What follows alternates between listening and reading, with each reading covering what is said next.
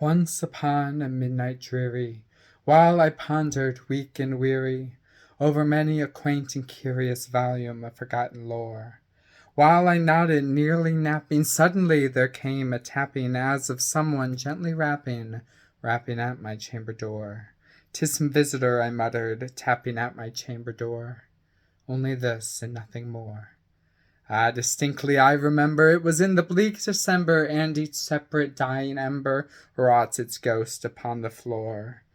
Eagerly I wished the morrow, vainly I had sought to borrow from my books surcease of sorrow, sorrow for the lost Lenore, for the rare and radiant maiden whom the angels name Lenore, nameless here forevermore.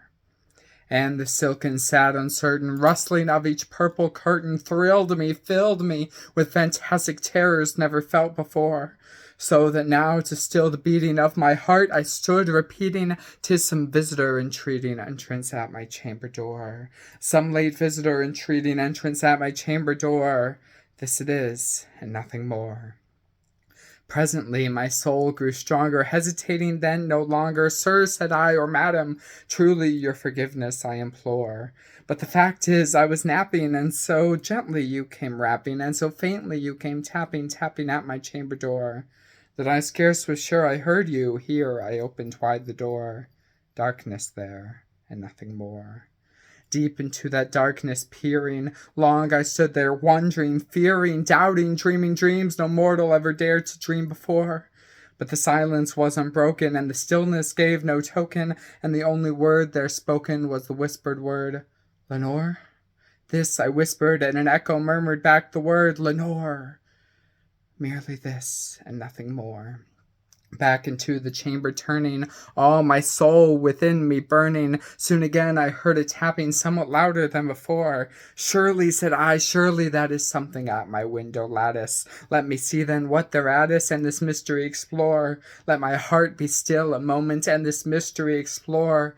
'Tis the wind, and nothing more." Open here I flung the shutter, when with many a flirt and flutter in there stepped a stately raven of the saintly days of yore.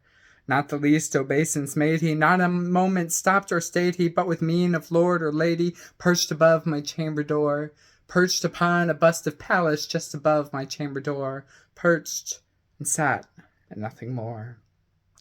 Then this ebony bird beguiling my sad fancy into smiling, by the grave and stern decorum of the countenance it wore. "Though thy crest be shorn and shaven, thou," I said, "art sure no craven, ghastly, grim, and ancient raven, wandering from the nightly shore. Tell me what thy lordly name is on the night's Plutonian shore." Quoth the raven, "Nevermore." Then methought the air grew denser, perfumed from an unseen censer, swung by seraphim whose footfalls tinkled on the tufted floor. "Wretch," I cried, "thy God hath lent thee, by these angels he hath sent thee, respite, and nepenthe from thy memories of Lenore. Quaff, oh quaff this kind nepenthe, and forget this lost Lenore." Quoth the raven, "Nevermore."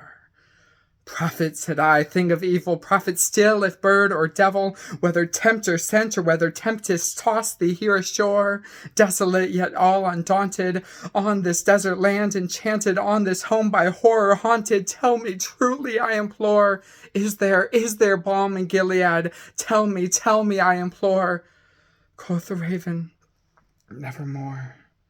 "Prophet," said I, "thing of evil, prophet still, if bird or devil, by that heaven that bends above us, by that God we both adore, tell this soul with sorrow laden, if within the distant Aidenn it shall clasp a sainted maiden, whom the angels name Lenore. Clasp a rare and radiant maiden, whom the angels name Lenore." Quoth the raven, "Nevermore." "Be that word our sign of parting, bird or fiend," I shrieked, upstarting, "take thee back into the tempest and the night's Plutonian shore.